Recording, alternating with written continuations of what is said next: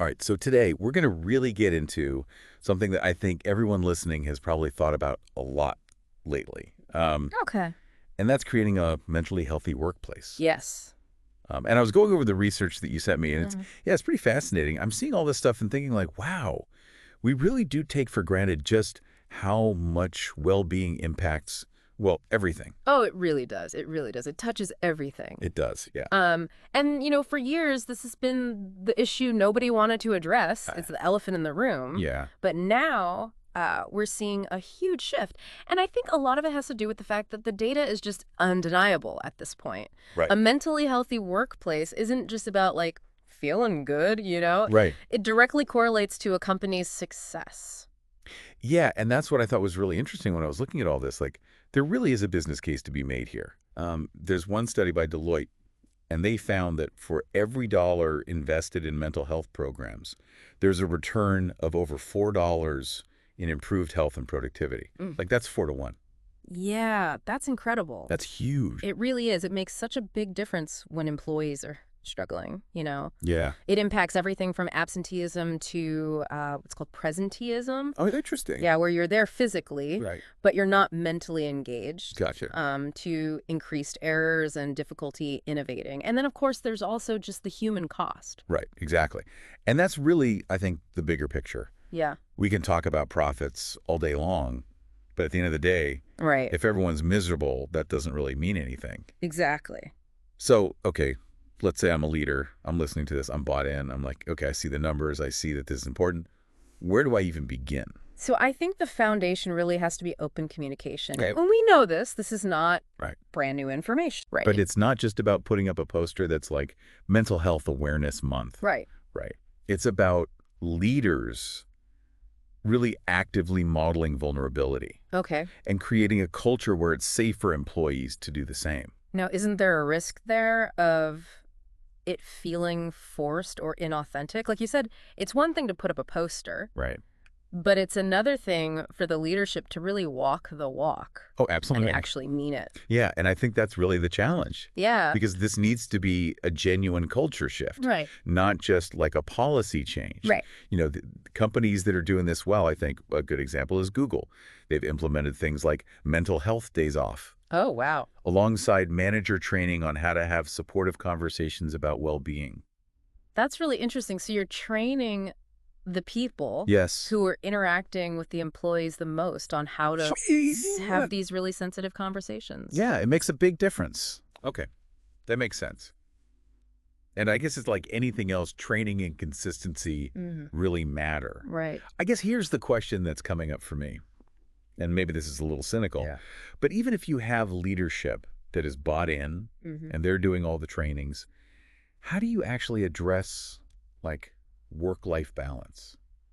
I mean, it feels like so many companies, they talk the talk, Mhm. but they just overload people anyway. Yeah, I mean, that's a major pain point, I think, for a lot of people. Right. Burnout is rampant. It is. Especially, with the always connected culture that we live in, right? Like, Yeah. you're expected to answer your email at 9 o'clock at night. Right, exactly. But there are companies finding creative solutions, and that's what I think is so exciting. Okay, like what? Give me some hope here.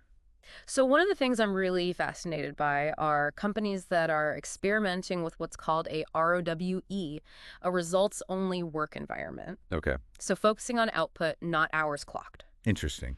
Right. So as long as you get your work done, Yeah. you can work whenever you want, however you want. Wow. Other companies are implementing things like compressed work weeks. Oh, yeah. So you're still working 40 hours a week, but maybe you do it in 4 days instead of 5, Right. and then you have a 3-day weekend.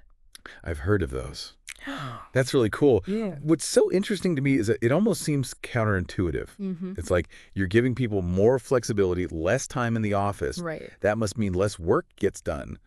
But the data shows the opposite, right? The data shows the opposite, yeah. It's really fascinating. It is, and I think that's really where a shift in thinking is needed. Yeah. It's about trusting your employees Mm. and recognizing that a rested, engaged employee is far more valuable Oh, yeah. than a burnt-out one, even if they're clocking in more hours. Totally. Yeah. Totally. Like Wow. that saying, work smarter, not harder. Exactly. Exactly. Okay. So speaking of resources, a lot of companies have EAPs, Yes. employee assistance programs. Mhm. So where do those fit into the picture? EAPs are fantastic. I'm a huge proponent of them. Okay. They provide confidential access to counseling and other resources, which I think is essential. Mm-hmm. But thinking of mental health solely as like a crisis to be managed, Yeah. I think is a bit short-sighted. So it sounds like EAPs are like a safety net. Yes. But what about a more preventative Mm. approach?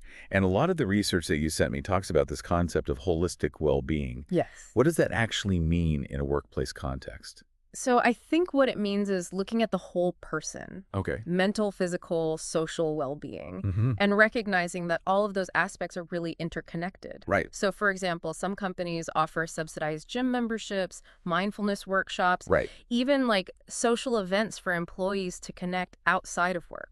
It sounds lovely, but I guess I can't help but wonder how many companies are actually doing this well? It's definitely still evolving, Okay. but we are seeing companies that are really kind of leading the charge. Yeah. A good example is Salesforce. They have dedicated mindfulness zones Yeah. for employees to practice meditation or yoga. Well, And they've actually seen significant reductions in stress levels and improvements in focus as a result. so it's not just wishful thinking. Yeah. There's actual data to back this up. Yes, there's data. That's great.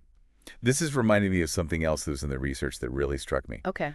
And it's this whole idea of recognition and reward. Absolutely. And so much of what we've been talking about, I think, really comes back to this in a way. It does, yeah. So how do you explain that?